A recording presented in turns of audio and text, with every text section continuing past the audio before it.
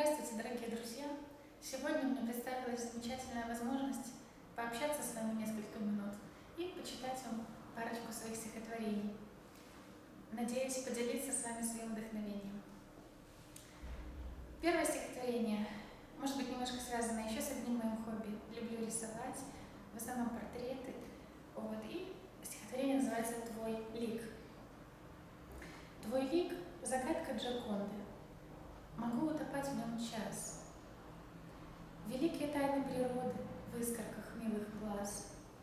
Здесь беззащитность ребенка, улыбка и маска снята, и света теплого столько, в ответ улыбаюсь я. Это причастие тайны, как в церкви, тоже святой. Смотрю, любуюсь нечаянно, каждой родной чертой.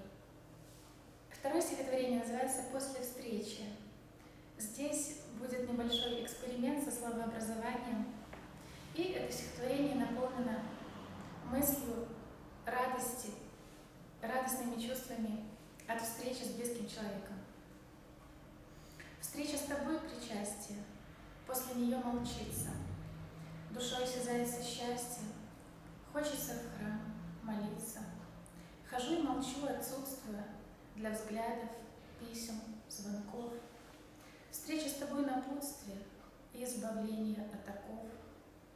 Встреча с тобой оставила послевкусие, после присутствия. Разлука послушно растаяла, после звучия, после чувствия.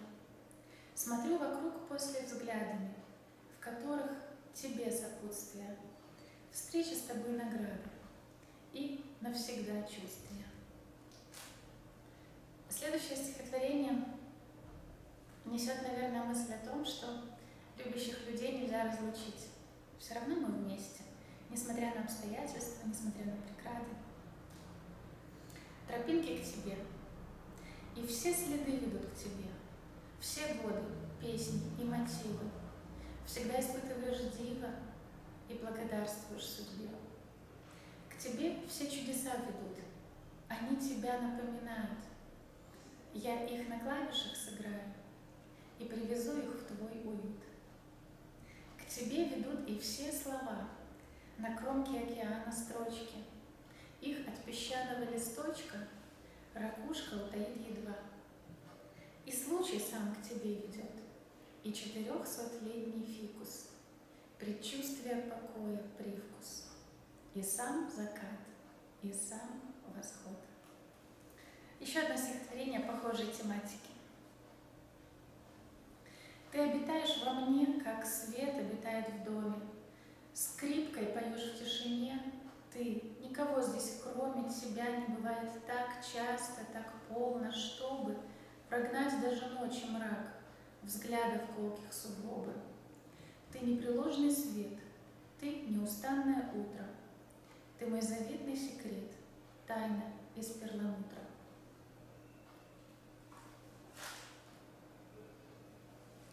И заключительное стихотворение на сегодня также связано с хобби рисованием. Рисовать тебя. Вот пропасть бы в плоскости листа, будто бы в высоких диких травах, где тропа, искомая черта, вдруг твое отсутствие исправит. Даже нежность здесь восстановить, и улыбку навсегда оставить, и момент жемчужиной хранить станет можно, и теплеет память. Станет штрих родной твоей чертой, у улыбки адрес вдруг найдется. Я сегодня целый день с тобой, будто бы мне лично светит солнце. Ну вот и все, дорогие друзья.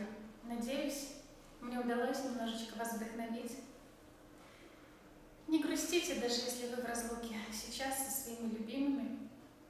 Постарайтесь посмотреть на это время не только как на тревожное, но и как, может быть, на какой-то ресурс, когда у нас есть немножко больше времени заглянуть внутрь себя, уделить внимание чему-то, чему в обычной суете и круговерти у у нас просто нет возможности уделить времени.